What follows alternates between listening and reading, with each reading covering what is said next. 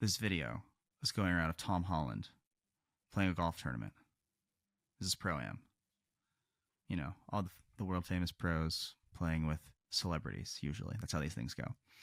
And he's on the driving range, and he walks right up to Rory McIlroy. Rory McIlroy, best golfer of his generation, number 2 ranked player in the world. And he goes right up to him, and he just shakes his hand and says, "Hey, I'm Tom." And it's all caught on video, and you can look at Rory's eyes, and you can tell this motherfucker has no clue who Tom Holland is. Think about that for a second. Tom Holland, you know, Spider-Man, award-winning actor, whatever. Teenage girls love him. Dating some, you know, A-list girl. And Rory McIlroy, world-renowned Rory McIlroy, generational talent, has no clue who this guy is. Is he a product of his environment? Or the fact that he just has his head down and he's doing his own thing? We tend to overinflate who we think or what we think people should know about us so often. By default, the average person is just going to show exactly the amount of interest in you as you display in them, right?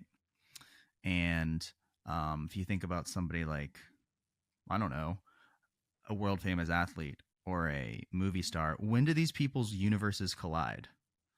If I'm the actual top of my talent pool of whatever I'm trying to do, sports or acting, you name it, how much time do I spend thinking about anything other than that thing that I'm doing? Basically zero. So why would I know even the most famous actor in the world if all I'm doing is trying to be the world's best golfer or basketball player or football player or whatever? I just think this stuff is hilarious, by the way. And yeah, maybe it is lonely at the top for these people and they have to go, you know, that's why, I don't know, Roger Federer and Tiger Woods are friends even though they don't play the same sport, because they were kind of like the only guys at the top. Maybe there's something to be said for that, but I think sometimes we overinflate what others think of us. For the record, I don't really care. I'm just kind of sitting here talking, but it's real. And when we see all this stuff on the internet, I think we have this tendency to believe that like the world is more divisive than it's ever been. That's like the popular thought. Everybody's in the internet and you can see all of their thoughts. Therefore, all this, you know, hate, whatever, fake news gets spread. And people want to believe that the world's more divisive than it's ever been. But are you sure? Like, are you sure? I don't know. 250 years ago, we had politicians shooting each other. 200 years ago, we had slaves. We just owned people. And then after that, we could say, well, you can vote, but only 3/5 of it counts. That seems like a lot more divisive, I think, than it is now. Maybe it's more divisive today. I would argue that 500 years ago, we were the exact same. We just didn't know it. We just didn't know it because we had a bunch of different civilizations that progressed at dramatically different paces, did dramatically different things, and they just had no idea what the guy 2 doors down or 2 villages down was doing. Because it's not like they were just going to pick up the phone and call them.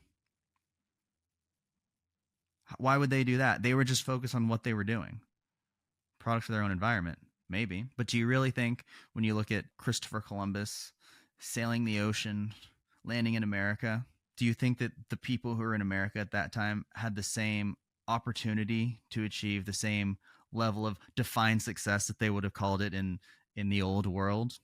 Like, I kind of wonder what would have happened if, like, we had just said, you know, we're never going to cross the ocean, and 500 years later, like, whatever happens, happens. Like, where would America have been? Where would Europe have been? More divisive than it's ever been? No, I'd say we're more exposed than we've ever been. I actually know what other people think and do.